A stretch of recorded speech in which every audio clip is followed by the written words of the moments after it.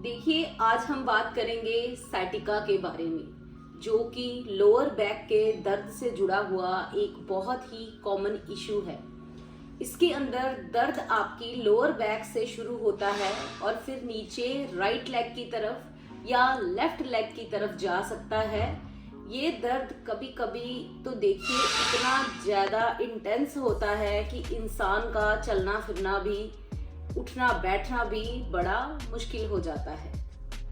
लेकिन चिंता की बात नहीं है, क्योंकि आज हम एक्सप्लोर करेंगे कुछ ऐसे सुपर फूड्स और कुछ ऐसे आयुर्वेदिक हर्ब्स जो कि आपके साइटिका पेन में काफ़ी ज़्यादा रिलीफ आपको दिला सकते हैं। So hello everyone, welcome to my YouTube channel which is Nisha Sharma wellness. Hope आप सब ठीक होंगे, खुश होंगे और अपनी लाइफ में पॉजिटिव होंगे।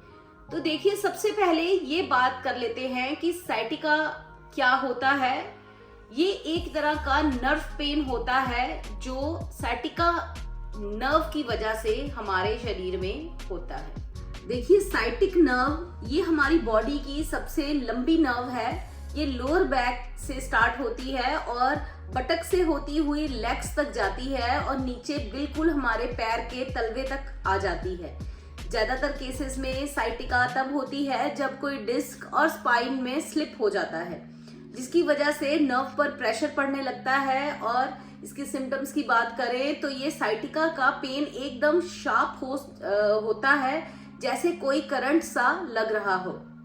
और कभी कभी ये कॉन्टिन्यूस बर्न की तरह फील होता है, जलन की तरह फील होता है। कभी कभी टांग में टाइटनेस और खिंचाव की शक्ल में होता है, या फिर कभी कभी हो सकता है कि आपकी लेग में वीकनेस महसूस होने लगे।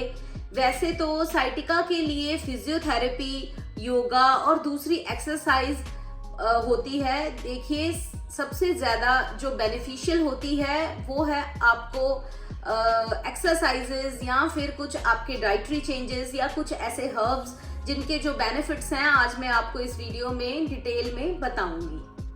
साथ साथ में हमें डाइट में भी कुछ ऐसी चीजें शामिल करनी चाहिए या कुछ ऐसे आयुर्वेदिक हर्ब्स को भी हम यूज कर सकते हैं जो कि इसमें हमें आराम दिलाती हैं। जी हाँ, आपने सही सुना है। देखिए, खान पान और नेचुरल हर्ब्स की मदद से भी हम इस पेन को काफी हद तक मैनेज कर सकते हैं। देखिए, जब हमें कोई पेन या डिस्कम्फर्ट महसूस होता है तो एंटी इंफ्लामेटरी जो है राइट्स, वो एक गेम चेंजर साबित हमारे लिए हो सकते हैं। तो ऐसे ही कुछ जो एंटी इंफ्लामेटरी राइट्स या एजेंट्स हैं, सबसे पहले हम उन पर बात करेंगे। तो उनमें सबसे पहले आती है हमारे पास हल्दी।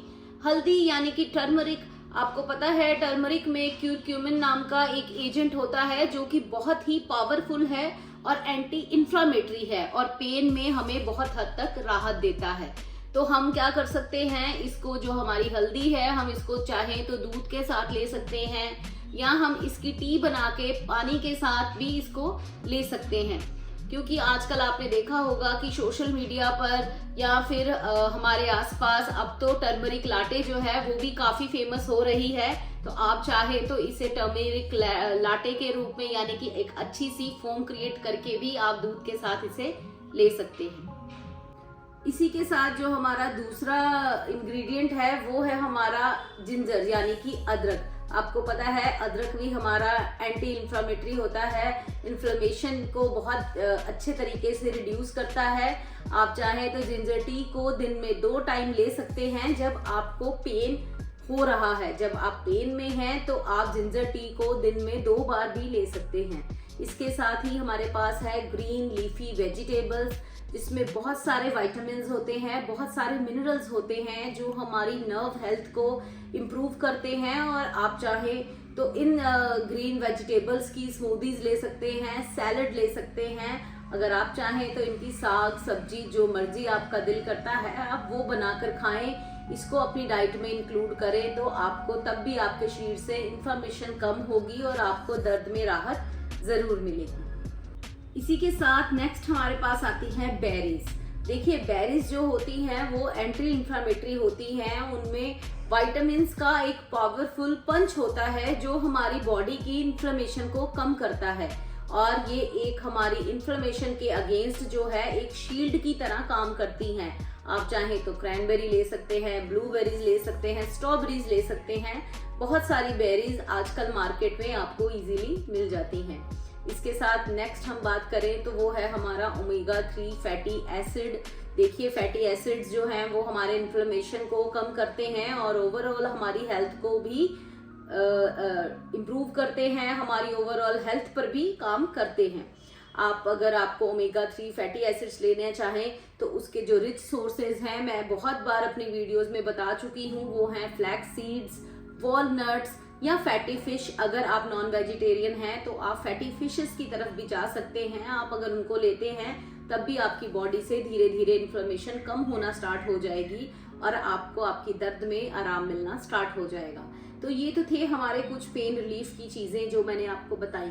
अब हम बात करेंगे इंस्टेंट पेन रिलीफ करने में, क्योंकि समटाइम्स ऐसा होता है कि हमें ये दर्द अचानक से उठता है और हमें समझ ही नहीं आती कि अब हम अचानक क्या करें, इंस्टेंट हम इसको रिलीफ करने के लिए क्या करें। तो अब हम बात करेंगे इसको इंस्टेंट रिलीफ पर।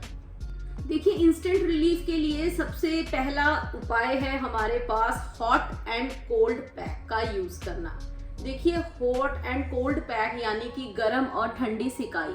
अक्सर ही क्या होता है कि आपको इसका सही वे नहीं पता होता, जो कि हमें जरूर पता होना चाहिए कि हमें कब ठंडी सिकाई करनी है और कब गर्म सिकाई करनी है। अक्सर ही ये बहुत इंपॉर्टेंट है और ज्यादातर लोग यहीं पर गलती करते हैं और फिर उनका पेन जो है वो बढ़ जाता है। और मैं आपको बता दूं कि जब हमें इन्फ्लेमेशन है, जब हमें दर्द है, जब स्टार्ट हुआ है, तब हमें कोल्ड पैक लगाना चाहिए यानी कि ठंडी सिकाई। और जब 2-3 दिन के बाद जब आपको कोल्ड पैक लगाते हुए आपकी जो बॉडी में पेन कम हो गया है, इन्फ्लेमेशन कम हो गई है, पर अभी भी आपके मसल्स में स्टिफनेस है, आपको अकड़न है और आपको चलने में थोड़ी प्रॉब्लम है, तो आप उस टाइम पर गर्म सिकाई करें। और मैं आपको बता दूं कभी भी जब भी हमें सिकाई करनी है, hot and cold pack use करना है, तो हमें कभी भी डायरेक्ट अपनी डायरेक्ट आप बर्फ को या किसी भी हीट को अपनी स्किन को नहीं लगाना है। आपने उसके लिए आपको एक थिन टॉवल का इस्तेमाल करना होगा। ये था। इसके साथ साथ अगर आपको इंस्टेंट रिलीफ चाहिए तो आप उसके लिए योगा की तरफ जा सकते हैं। बहुत अच्छे योगा पोस्चर्स जो हैं, स्ट्रेचिंग्स जो हैं, वो हमें आपको YouTube पर बहुत सारे ऐसे आसन हैं जो मिल जाएंगे, जिसमें आपको पता लगेगा कि कैसे आप योगा करके या कैसे आप स्ट्रेचिंग करके इंस्टेंट रिलीफ पा सकते हैं। पर मैं आपको साथ ही साथ ये बता दूं कि ये आपको ओवरड्यू नहीं करना है। ऐसा नहीं करना कि आप कोई भी एक एक्सरसाइज देखें और उसे लगातार करना स्टार्ट कर दें, या 1 घंटे के लिए 2 घंटे के लिए आप उसे लगातार कर रहे हैं, तो ऐसा कुछ भी ओवरड्यू नहीं करना है, क्योंकि वो आपके लिए ज्यादा नुकसानदायक हो सकता है। इसके साथ साथ आप एक और इंस्टेंट रिलीफ के लिए काम कर सकते हैं, वो है नहाते टाइम अपने नहाने के पानी में सेंधा नमक का इस्तेमाल। देखिए जो सेंधा नमक है वो मैग्नीशियम सल्फेट रिच होता है और आपकी बॉडी से इन्फ्लेमेशन को कम करने में आपकी हेल्प करता है। तो जब आपको इंस्टेंट पेन है तो आप नहाते टाइम अपने नहाने के पानी में सेंधा नमक लें और उसके पानी के साथ कम से कम 15 मिनट अपनी लेग को रिलैक्स होने दें और अपने मसल्स को रिलैक्स होने दें। ये जो मैग्नीशियम है ये आपके मसल्स को रिलैक्स करता है।